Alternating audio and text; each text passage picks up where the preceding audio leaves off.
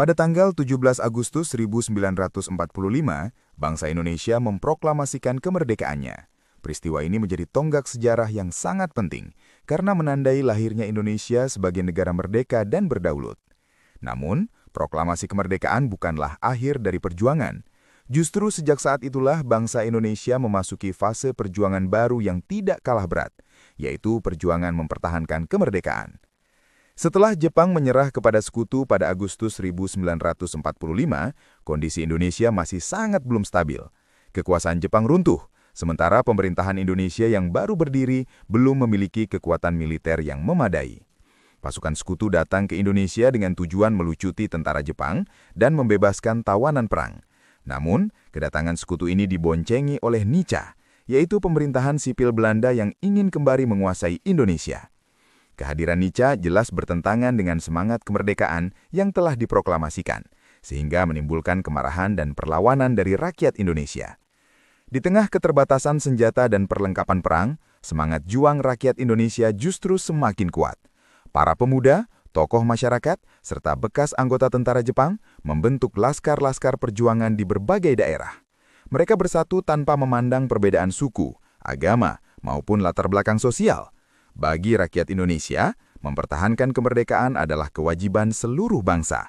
Semangat persatuan dan nasionalisme menjadi kekuatan utama dalam menghadapi ancaman penjajah. Salah satu peristiwa paling heroik dalam perjuangan mempertahankan kemerdekaan adalah Pertempuran Surabaya. Peristiwa ini terjadi pada tanggal 10 November 1945, setelah pihak sekutu mengeluarkan ultimatum agar rakyat Surabaya menyerahkan senjata. Ultimatum tersebut ditolak. Rakyat Surabaya bersama para pejuang memilih untuk melawan. Dengan senjata seadanya, mereka menghadapi pasukan sekutu yang memiliki persenjataan modern. Pidato-pidato pembakar semangat dari tokoh perjuangan seperti Bung Tomo mampu membangkitkan keberanian rakyat. Meskipun pertempuran ini menelan banyak korban jiwa, perlawanan Surabaya menunjukkan kepada dunia internasional bahwa bangsa Indonesia tidak akan menyerah. Peristiwa ini kemudian diperingati sebagai Hari Pahlawan. Perlawanan mempertahankan kemerdekaan tidak hanya terjadi di Surabaya.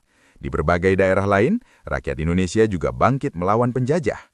Di Sumatera Utara terjadi pertempuran Medan Area, di mana rakyat dan tentara bahu-membahu melawan pasukan sekutu dan Nica.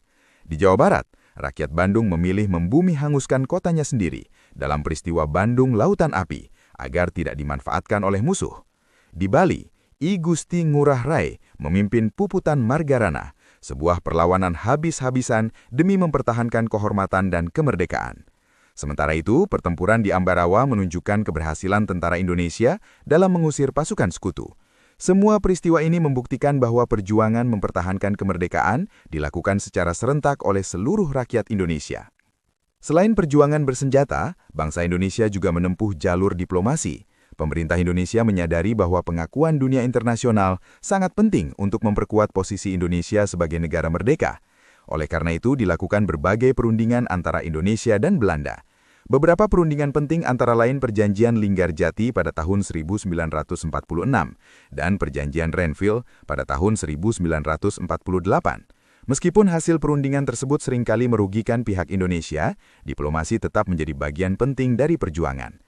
Melalui diplomasi, Indonesia menunjukkan bahwa bangsa ini mampu menyelesaikan konflik secara politik dan bermartabat. Namun, Belanda tidak sepenuhnya menaati hasil perundingan. Mereka melancarkan agresi militer Belanda pertama pada tahun 1947 dan agresi militer Belanda kedua pada tahun 1948. Dalam agresi militer kedua, Belanda berhasil menduduki Yogyakarta dan menangkap Presiden Soekarno, Wakil Presiden Muhammad Hatta, serta beberapa tokoh nasional lainnya. Meskipun demikian, perjuangan bangsa Indonesia tidak berhenti. Pemerintahan darurat Republik Indonesia dibentuk di Sumatera untuk memastikan bahwa negara tetap berjalan. Di berbagai daerah, tentara dan rakyat melakukan perang gerilya. Jenderal Sudirman tetap memimpin perlawanan meskipun dalam kondisi sakit, menjadi simbol keteguhan dan semangat juang bangsa Indonesia.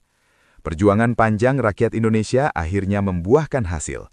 Tekanan dari dunia internasional, khususnya melalui Perserikatan Bangsa-Bangsa, memaksa Belanda untuk kembali berunding.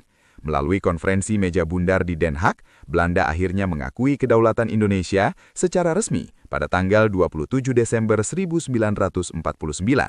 Pengakuan ini menandai berakhirnya perjuangan mempertahankan kemerdekaan secara formal.